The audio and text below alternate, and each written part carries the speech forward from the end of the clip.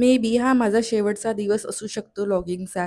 ते का हे मी तुम्हाला पुढे सांगणारच. त्याआधी आजची सकाळ मस्त गोड पिल्लूच्या अंघोळीने झाली. पिल्लूच्या पप्पांनी त्याला छान अंघोळ घातली आणि मी छान त्याला रेडी केलं. किती क्यूट दिसत आहे ना माझं बाळ.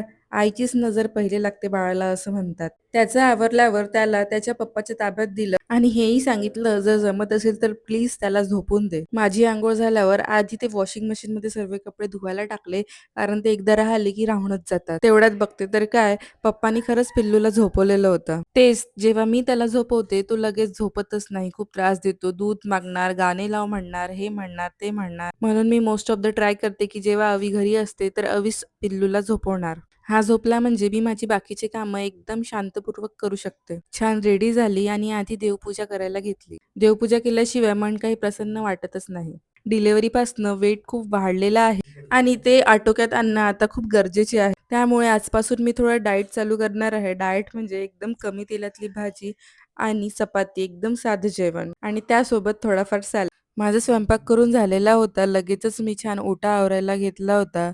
ओटा क्लीन केला की असं घर सगळं स्वच्छ वाटते, नाहीतर कशातच मन लागत नाही. मला आज स्वतःकडे बघून खूप आश्चर्य वाटते, कारण मी अशी मुलगी होती की घरी एक पण काम नाही करायची आणि मी आता दिवसभर कामं करत राहते, कारण मला घरात घाण असलेली बिलकुल नाही आवडत. असो, एक काम संपलं की दुसरं काम रेडीच असतं. वॉशिंग मशीन मधले कपडे वाळू घातले आणि अवीला बोलली की तू जेवण करून घे, तुझं झालं की मी जेवते. लगेचच मी पण जेवायला घेत. खूप दिवसापासून मी एकही व्लॉग नाही टाकला, खूप आळस केला, तब्येत पण खराब होती. म्हणून आज स्वतःला चॅलेंज दिलं, जर आज व्लॉग नाही टाकला तर कधीच नाही टाकणार. म्हणून मे बी हा माझा लास्ट व्लॉग असू शकतो.